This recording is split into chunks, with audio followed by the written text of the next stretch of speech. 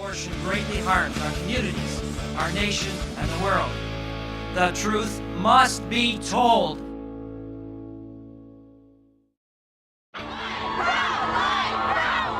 All we want is to stop this genocide! All we want is to stop this genocide!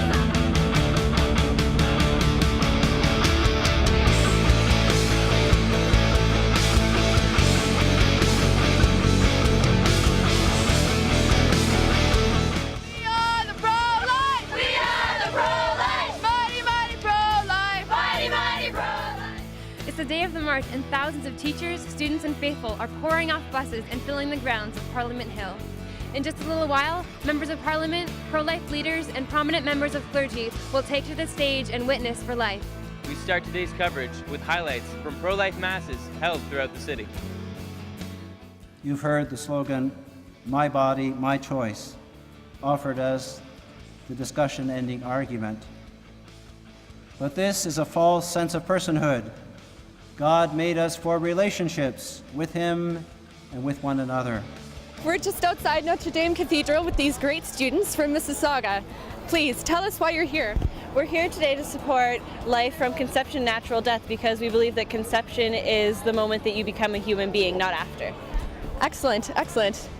And right now there actually isn't any law in Canada protecting the unborn, and we really need to change that. We're here with Professor Meenan from Our Lady Seat of Wisdom Academy. Tell us, why is it important that people come? It's important to make a public witness in the defense of life. The Holy Father, John Paul II, said at the end of Evangelium Vitae that it's incumbent upon Catholics and all people of goodwill to stand up for the cause of life, cause of the unborn, and for all life issues from conception to natural death. And so today we understand that we need to challenge the false idea that abortion is merely a private, personal decision.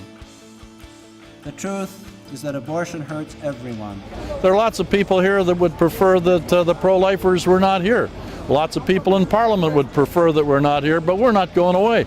And we just want them to know we're going to be here, and we'll see that those who won't support life will be removed in the next election. We'll do our very best to see that that happens. I'm here because I want Canada to have a bright future, and with abortion, that can't happen. I feel that snuffing out a human life before it's even had any chance to reveal that, potential and that creativity that everyone has inside of them is just, it's such a waste because you never know what that person's going to become. They could potentially deliver humankind from all of its problems and woes, but we'll never know that until we let it live it out. It's hard to believe how this generation has laws protecting, Canadian geese eggs, dogs and cats from cruelty, and there's no legislation to protect, human rights. Studies of female-to-male birth ratios have uncovered the ugly truth that in many countries, including Canada, parents are selectively aborting female fetuses in order to have only male offspring. The UN states that sex selection in favor of boys is a symptom of pervasive social, cultural, political, and economic injustices against women and a manifest violation of women's human rights. Well, we all have a reason to be here, right? And we all have a gift of life, and when we're put into this world, we all have something to give back as well. So when we stop that gift of life, we're also stopping the gift that is going to be given to others. Welcome to Parliament, ladies and gentlemen.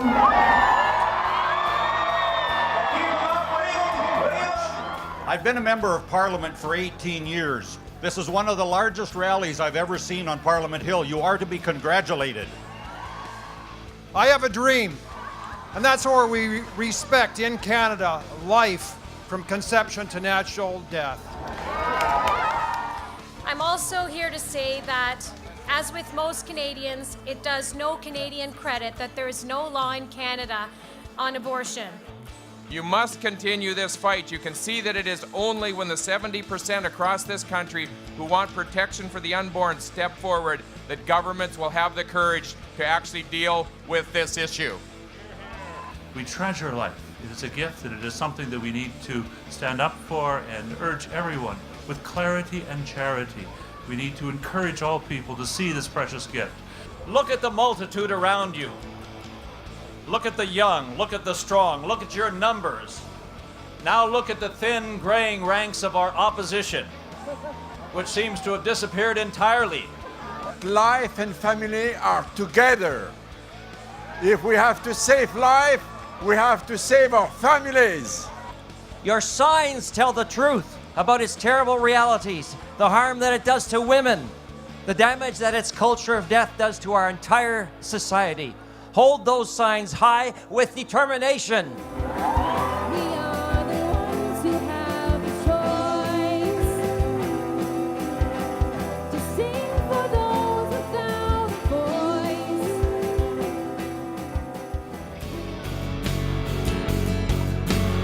What do these record-breaking numbers mean to you? It means that the tide is turning. It means that finally Canada will have a voice. Pro-life Canadians will have a voice with the only developed country with unrestricted abortion on demand. And it means that the Canadians are speaking up and we will have laws in the future. There's no doubt in my mind.